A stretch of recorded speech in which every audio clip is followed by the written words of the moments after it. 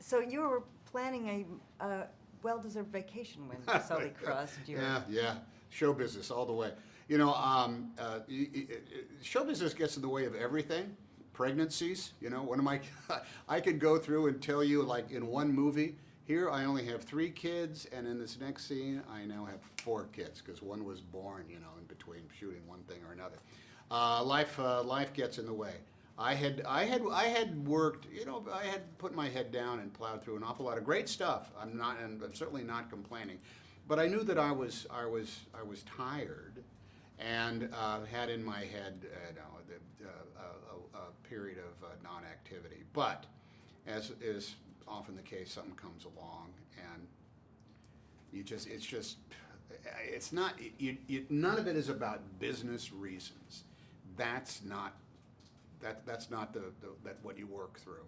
The fact is, I read the screenplay written by Todd, and I read it in 17 minutes, and I was infected with the bug of imagining the story. And once that happens, you're doomed. The only thing you can do is hope that it works out schedule-wise. And I talked to Clint, and we know each other enough in order to. The pleasantries didn't go on for very long, as I'd met him before, and he said, "Hi, where are you?" "I'm in a car." "Oh, where are you driving?" "I'm driving into L.A." "Oh, okay. Well, I'm in Budapest." "Hey, this is great." "Yeah, it is pretty great." When do you want to start?" "Well, I think we have to start in October because we need the Hudson River." "All right. Well, and then that's all it was. It was just the logistics in the calendar. So, having never worked with Clint before, although knowing him, how did you find the experience having both of you these incredible careers? Well, it's a twofold thing. One is, look, I've seen all the movies of Clint Eastwood, and the ones that are amazing are super amazing. Oh my gosh! I mean, you just run down. Let's say, and I know how movies are made.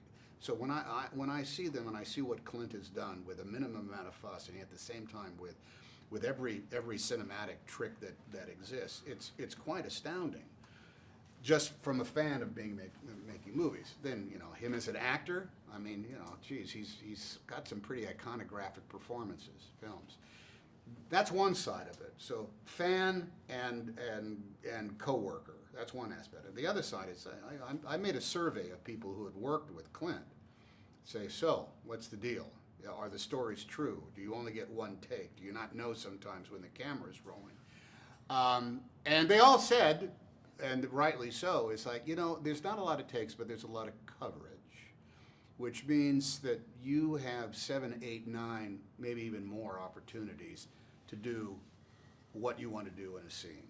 And to back that up, leaving this, I never felt as though we left something on the table by the time that we were shooting it. And sometimes just the opposite. I felt as though because he moved so fast, we were able to go on and find other aspects of the scenes that only came out because we had big momentum going with us. Awesome. And you spent time with the real Captain Sully. The real Sully Sullenberger. What resonated with you about this man, and that became very important that you... You don't want to screw up somebody's life, for one thing, and I do not ever want to project upon them some editorial aspect of their behavior. They behaved as they behaved. What happened to them happened, and the results are completely objective to themselves. They're subjective to themselves. I want to be authentic to all those things. I want to be accurate to all those things, even though in a movie I will say things I never said and be places they never did. I will be interpreting moments that are nothing like what actually happened. But I want to do all those armed with as much authenticity as possible. Part of that is, with a guy like Sully, he walked me through the script. He had a big dog-eared, notated version of one of the early drafts, and he was going through it, even scenes I'm not in, because I know you're not in this, Tom, but I want you to know, as though it was the Gutenberg Bible. And on one hand, I said, look, that's easy to change, Sully. We can change these names, and any verbiage in there can be altered. But what's the other aspect of it?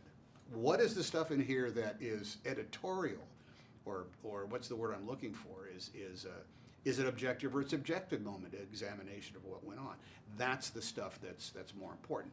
Now, oddly enough, there was procedure that was in the screenplay that, by altering it, became more emotionally authentic to what went on.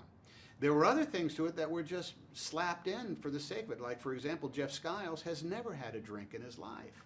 And there was an early draft of the screenplay, and they said, "Do you drink?" He said, "Oh, I haven't had a drink for 8 years," meaning that he had been an alcoholic, and then was out.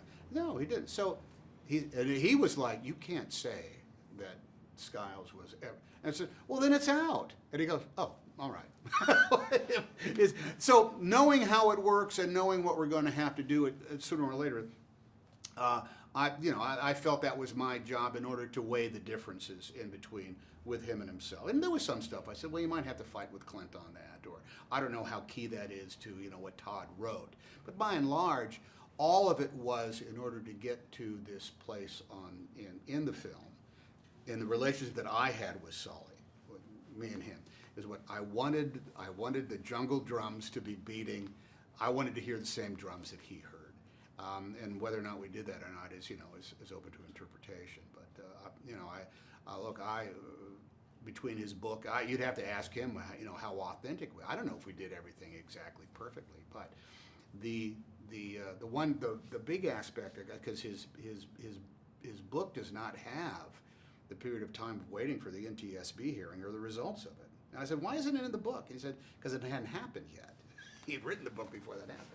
So finding out about the pressure of that, this could have been a screenplay in which that was truly fake and just, ratcheted up because you got to make a movie about it. And it turned out to be the opposite.